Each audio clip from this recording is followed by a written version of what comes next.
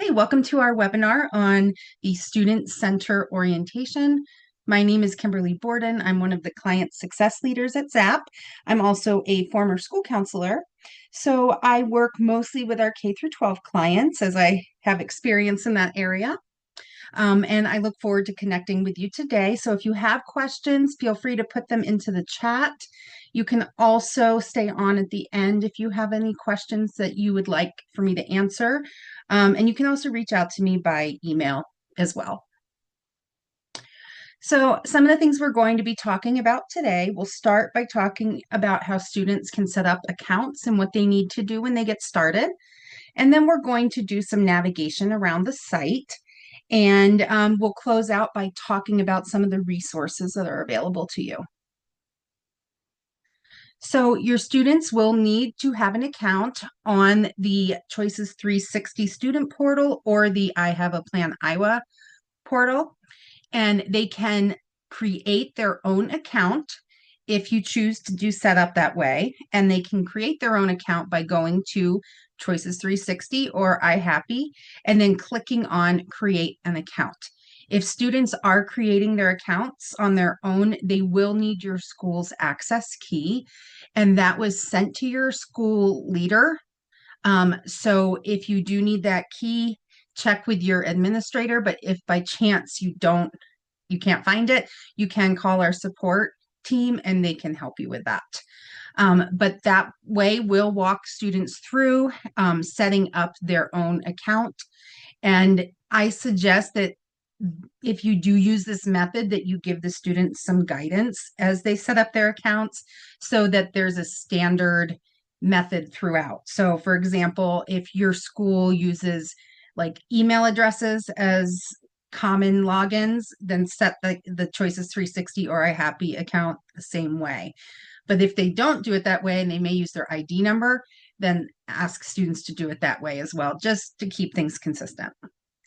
Another way that student accounts can be set up is by professionals setting those accounts up for students. And that can be done within the professional center. And with that technique, you can bulk create many accounts at the same time. And we do include instructions in the professional center on how to do this. It walks you through step by step, but it's basically completing a spreadsheet with the student information that you should be able to get from your SIS. And then you will batch that and the accounts will be automatically created for your students. We do offer a few other options that are add-ons if you're interested. We offer the SIS auto-created accounts. And with that type of sign up and sign in, the students will have their accounts be automatically created for them as they register at your school. So if new students arrive tomorrow, their accounts will most likely process overnight and the account will be ready for them on Friday. Sometimes it takes a day or two. It depends on the frequency of your SIS communication with our system. Depending on your school size, some schools have this set to run nightly. Others have it set to run once a week. It depends on what's right for you.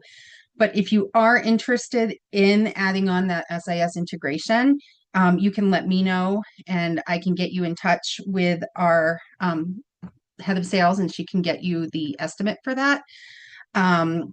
And then we also have a single sign-on option that you can purchase without having the SIS integration, but you can also have those together. And with the SSO, single sign-on, that allows students to click on a tile and automatically be signed into their account.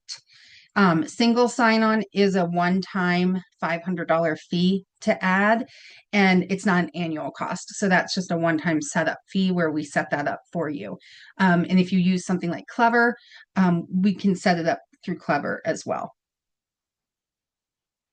So if you have been in the Student Center this week, you will have noticed that the Student Center has had kind of a big change to it.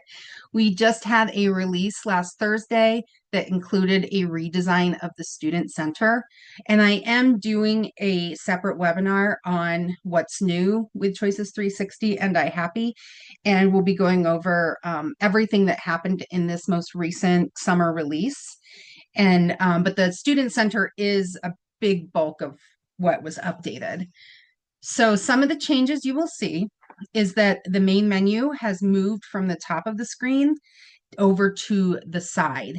And this gives you more of a clean flow as the students are navigating the site, because that sidebar menu is always there. In the past, with the top menu, it would disappear as students went to activities. So this way they can easily access each of the areas of Choices 360 or IHAPI. There's also in that bar a counter that tells students how many activities that they've completed out of what's required. And I'm circling it with my mouse just so you can see it right there. So you can see that this sample student has done 10 out of 13 assigned activities, and then they'd be able to click right there and get into those. And then we also have simplified the navigation and made it clean and easy to spot exactly where students need to go to jump in without having to scroll down on the screen. Because depending on the resolution settings, some folks did have to scroll down to access the assigned activities, but now it's at the top and easy to access. We do offer some support with setting up a list of activities for your students to complete, and that is done in the professional center. I do a separate webinar also on just setting up your list of activities, but we have included a pre-built set for you to use. And if you do not have a list of activities assigned at your school, the preset MyCap has been assigned so that your students are able to jump in and get started with activities that should meet your state's ICAP requirements. You are able to customize the activities for your students, and you can do that by either taking the preset option and modifying it, or you can start from scratch and set up your own list of activities for your students. Like I said, I do a webinar on this, and that is happening today. But we also can meet with you one-on-one if you do need some guidance or recommendations for making modifications. Every professional is able to access a demo account, and the demo account allows you to use your professional credentials, but open up a student-facing type account or a parent-facing account. You get to select which type of account you'd like to look at, and I'll show you that in just a few minutes, how you open that up. Just a heads up that you will most likely get a pop-up blocker when you try to do this, so you have to allow the pop-ups and then click it again. But this will allow you to go in and experience everything that your students experience, but it's with your own account. So now we're going to jump over to the live sites, and I will be doing things in both Choices and IHAPI, just so that you can see how it looks. And you should see right here that I am on the student-facing side of Choices 360. And the website is choices360.com. And I've already logged into I Have a Plan Iowa, but the website for that is ihaveaplanisiowa.org, and that is where your students will sign in.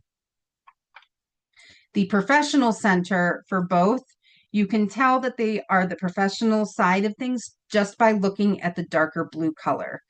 Everything is in darker blue, but on the student side of things, it's more of a teal color. And for Iowa, it's more of that lime green.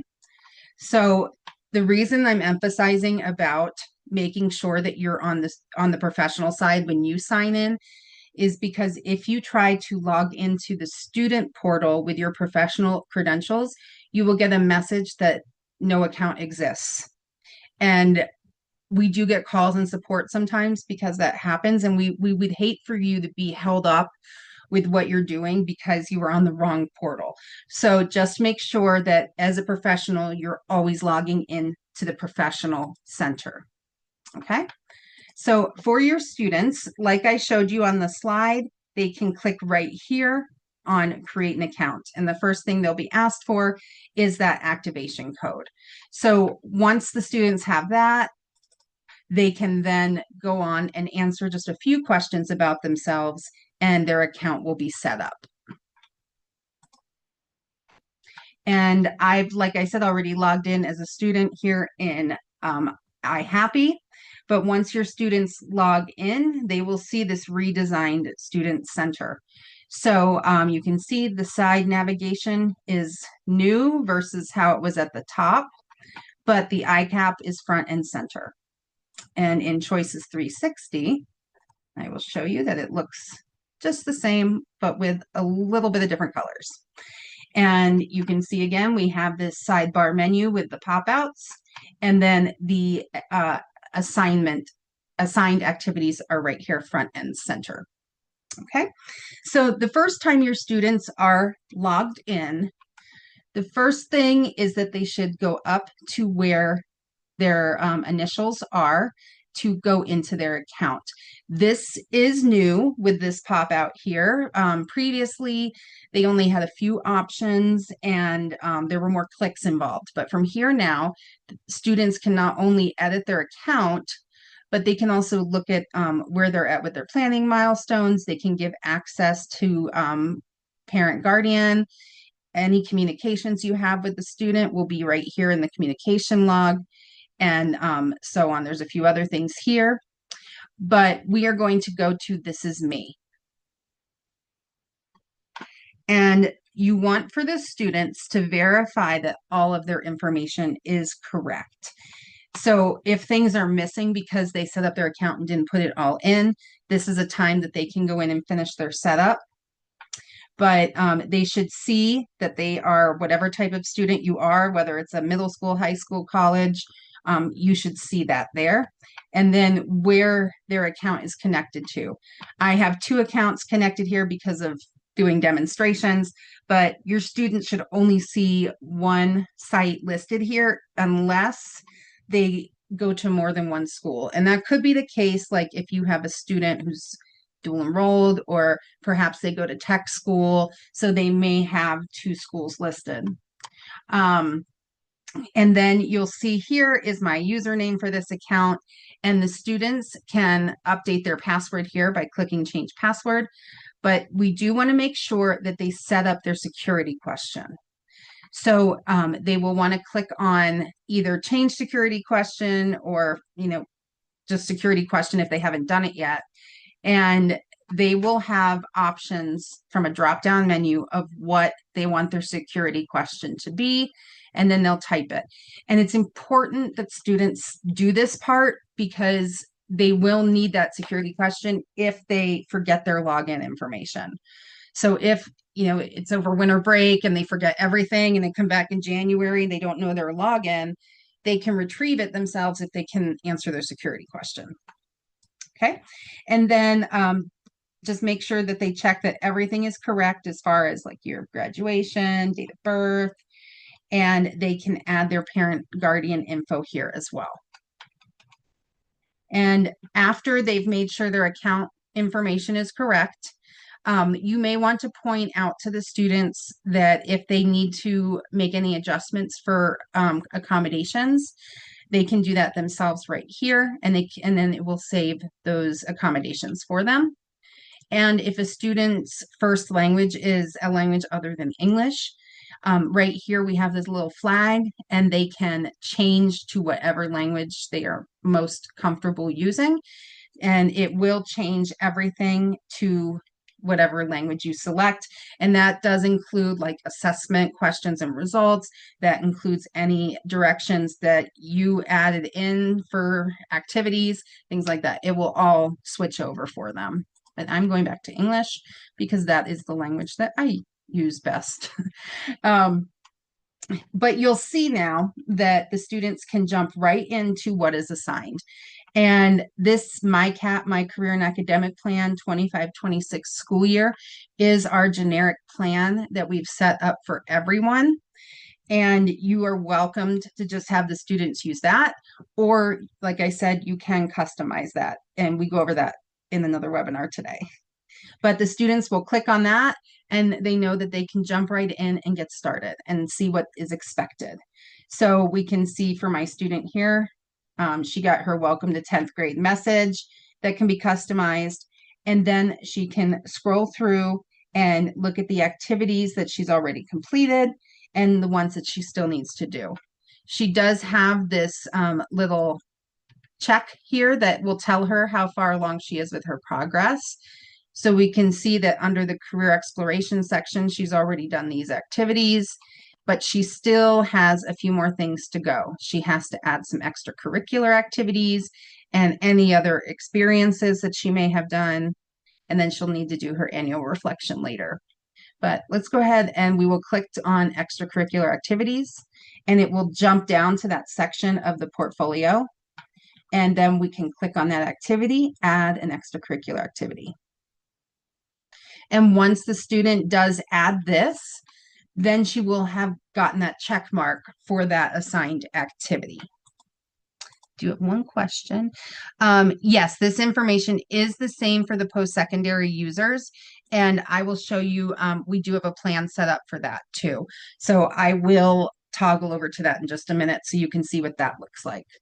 But the student would fill out whatever this extracurricular activity is and then hit save, and then that activity will be marked as complete. And the little counter over here will update and it will say 11 out of 13. Okay, so it is easy for your students to jump in and see what they're expected to do. Now, let me show you from the Professional Center how you can open that demo account. So if you are signed into your Professional Center, you'll see here on the right-hand side of the screen, it says Demo Account. You'll click on that, and then you'll get a box that pops up that asks you what role. So I'm going to actually do college, and then you can see it adjusts, and it doesn't have that extra box to pick a grade level because we've switched to college post-secondary. So I'm going to open my demo account. Might get a pop-up blocker, might not. Let's see, I did not. Okay, so now you can see I have opened a sample student post-secondary right here, but you can see it is my name. So anything I work on in here, I can try out any activity. It will only be visible to me. It will not show up in the reports that I pull on activity completion. It's just for me. This is a great way to practice maybe some things that your students are working on, like the assessments are one of the most popular things that people use on our site. And you can access those if they're assigned in your activity list, but you can also access them anytime by hovering over career and then going to learn about yourself. And the assessments will be here. And most of our assessments, students can take as many times as they'd like. I always encourage the interest profiler to be taken at least twice. If anything, once in middle, once in high school, and then once they get to college even, if they're undecided for what they want to do, this can be very helpful in learning more about interests. And then the students will be provided with a listing of careers that could be a good match for them. And it's the results of our assessments are very easy for the students to interpret. And I actually do a separate webinar on just assessments too, and there'll be one of those this month. So you may want to check on that if you want to learn more about the different assessments that we have available. But you're welcome to take any of those, and then you can look at what the results are like for you. So I've taken it a few times here, and this assessment is based on the RACIC model and the theories of John Holland, where our interests play a big part in making career decisions. But I can look and see what matching careers would be good for me based on my assessment results. And this is exactly what your students will be doing as well. So they'll be able to look at the list of careers, and then they can click on one of those careers and learn more about it. And they can watch a video on the career. They can compare some of their assessment results to what someone in the career would typically have, both in their interests, but also in their skills. Then there's recommendations on what to learn in high school, college, and beyond. The students usually want to know about the money, and these numbers are updated annually. So they just had a big update this past July. So last month, all of the career profiles were updated. So everything is current and new and fresh, and the students can see the industries where these careers are most prevalent, but they can also go by state. I am in Colorado, so we can look at what it's like here.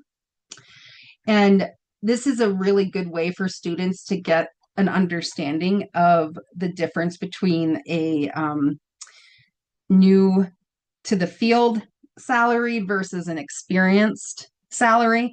So we do show like the median, but it's important for the students to know how much difference there can be when they're entry level and how much they can grow in their salaries, but also to look at the differences within the state. Because as you can see here, there's very different ranges here depending on which part of Colorado you are in. And then you scroll down and you can see even how many job openings are expected to be in that field. And that even breaks down by metro. So this is really good information for the students as they're planning, because they may want to go to school somewhere, where they may want to live after they finish college, if that's their path. So this gives them an idea of what to expect if they live there. If the student likes this career, they can save it to their portfolio, and that is completing another task. So that would get them a check mark for completing that activity. But let's go back to our menu, and we are running really close on time, so I do want to be respectful of your time. But just to kind of help you navigate through our new menu here for the students, if the students are doing things aside from what you've given them as a list of activities, they can explore these side menus anytime. So in the career menu, this is where the students will be, again, taking their assessments. They can explore the careers, and then they can also utilize our workforce readiness tools. So we have a nice resume builder that guides the students along with prompts throughout it. And that is an assignable activity that can be assigned every year. And then we also have our work-based learning tools here, and those I do a separate webinar on that as well. But if you are interested in utilizing those tools, you can reach out to me and I can help walk you through like the initial setup process for that. Under our college section, the students are able to research all the colleges that are out there from Peterson's, and that data does get updated annually as well. But we also have some tools that allow students to match themselves to a college based on some of the things that they prefer, maybe size, maybe affiliation, all sorts of things. We do also include a nice list of free test prep materials that students can use at any time. And then under our financial aid section is where you are going to find our scholarship tool. And we do have a really great connection where the students utilize Super College to set up a scholarship profile. And once they've set up that profile, then they are matched to scholarships based on how they did their profile. And there are hundreds and hundreds of scholarships in here. And I've seen scholarships as young as elementary age all the way to complete adulthood, going back and changing your career. So you could even set up a scholarship profile for yourself if you're thinking about continuing your education and see what's out there for free money. And what's nice is that if students do find good scholarships that they're interested in, they can save those to their portfolio so that you can see what they have been working on.